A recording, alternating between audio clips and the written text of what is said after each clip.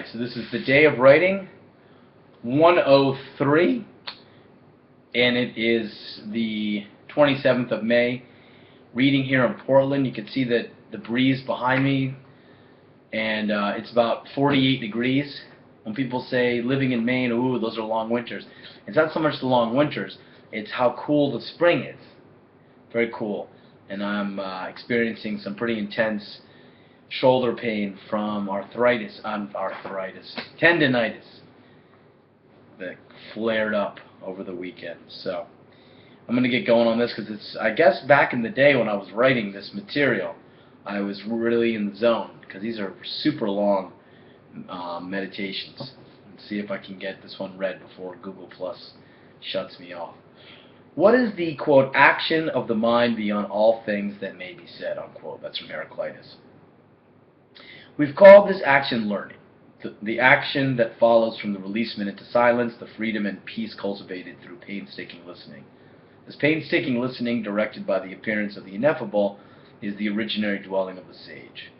This original dwelling, which follows from the renunciation of her claim upon language, is the repose of Gelassenheit, the calm and dignified composure of waiting. To conduct oneself in silence is to be composed by freedom. The composition of steadfast openness presents the musicality of teaching. To take up learning is to respond to the directive, quote, you are wise who make music. With this claim, we make the comparison between the dwelling of Socrates in his jail cell and that of Heraclitus in his home. We identify both as dwelling in waiting. What does it mean to dwell in waiting? We have said that this waiting signifies the dignified calm emerging with the existence stand of freedom, of the releasement that follows the renunciation of the juridical voice, the claim upon language. Socrates, of course, never offered a renunciation. He offered, rather, an apologia, or a spirited defense of his mission to draw his fellows out of their habitual habitat, their self-certain zone of comfort. He remained steadfast in his commitment, even when faced with a hostile jury composed of many eager to condemn him. Quote from the Apology, I am not so blind that I cannot see that you, my fellow citizens, have come to the end of your patience with my discussions and conversations. You have found them too irksome and irritating, and now you're trying to get rid of them. If, on the other hand, I tell you that to let no day pass without discussing goodness and all the other subjects about which you hear me talking and examining both and others is really the very best thing that a man can do, and that life without this sort of examination is not worth living, you will be even less inclined to believe. Although he never renounced a claim on language, he never made a claim upon it either. On the contrary, he declared his entire mission to be put underway by the very uncertainty produced by the pronouncement of the oracle of Delphi. Here it is worth repeating what we said earlier about Socrates' reception of this message from the oracle, for we can better understand why this man of profound humility, who showed the greatest concern and care for others, would be thrown by the pronouncement, you are wisest. We said earlier that Socrates was put underway by the message he received from the oracle. The saying of the god's message, Socrates, you are wisest, held him out for questioning and drew him into questionability. He received the gift of teachability and thereby became teachable. And in being teachable, he was capable of learning. He passed on the gift he received in drawing others into the draft of inquiry that had caught him. He was less sure of his ground. The original message evoked the wonder that sustained him in his mission to cultivate friendship, which we now understand as the building of a community of peace and freedom.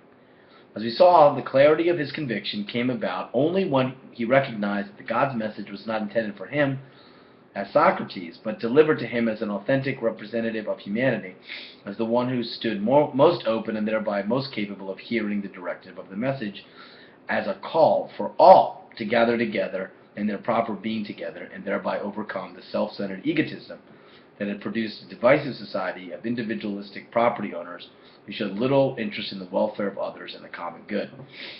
In the beginning, Socrates merely questioned the definitive nature of the declaration, the assertion about wisdom which seemed to be directed at him. Later he recognized that it was not a claim about him, but a claiming of him, a claiming of his capacity to dwell poetically, to stand upon the unstable ground in the open region in the midst of beings on concealment. He recounts the gradual epiphany in his last public appearance, his trial, saying, "When I heard about the oracle's answer, I said to myself, what does the God mean? Why does he not use plain language? I'm only too conscious that I have no claim to wisdom, or great or small. So what can he mean by asserting that I am wisest man in the world? He cannot be telling a lie. That would not be right for him." After puzzling about it for some time, I set myself at last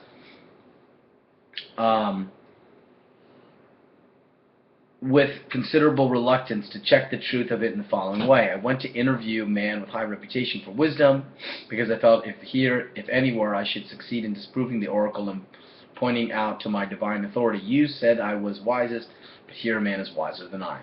And that's in the Apology, lines 21b through c.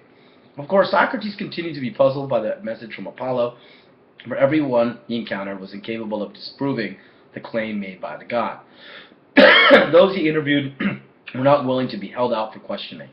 They remained steadfast in their position as knowers. Prominent intellectuals, so-called poets, were angered by Socrates' desire to see them enter into a relationship of questioning with him.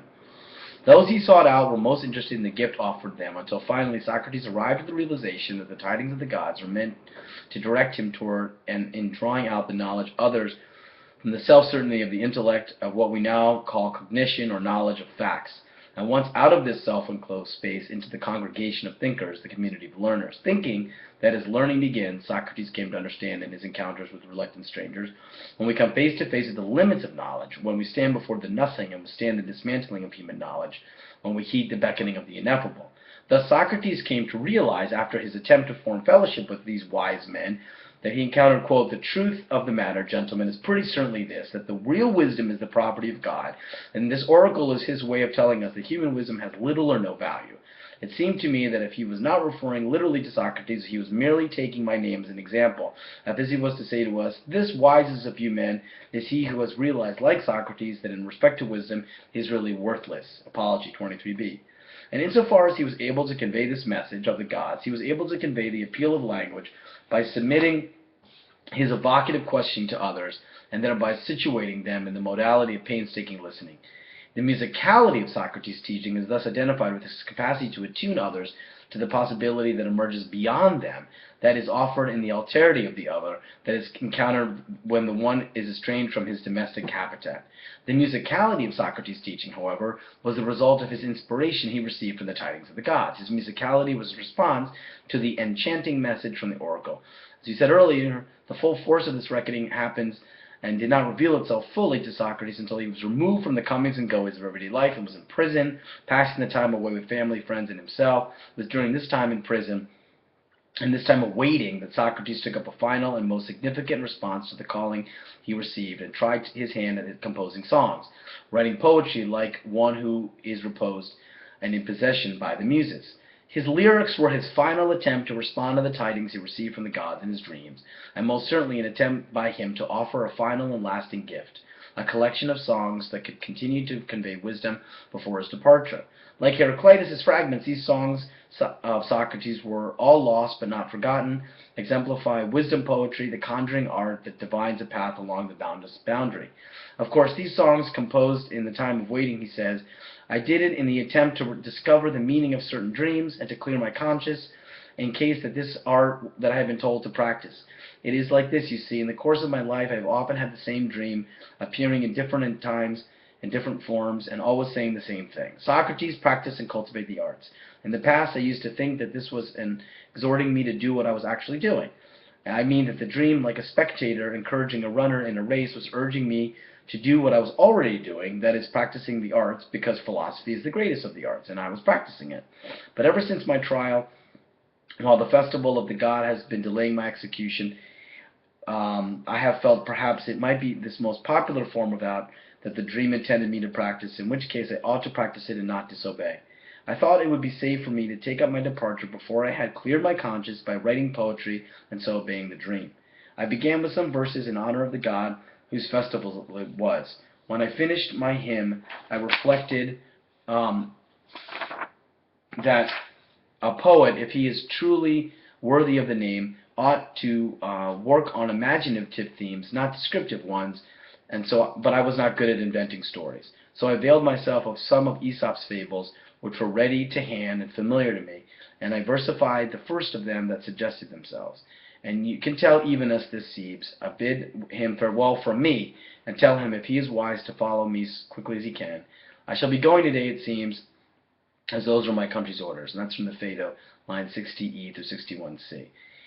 Above we have identified this important passage from Plato's Phaedo, and here we return and reread it in light of the insights we have made regarding the relationship between building and dwelling, specifically the role of poetic singing, the saying of the poet, in gathering and directing the building of poetic dwelling, the construction and maintenance of the abode of peace, and the sowing and tilling of the field of freedom. And that's the lengthy meditation from this day, the 27th day of May, written 10 years ago today and commemorated today, 10 years later.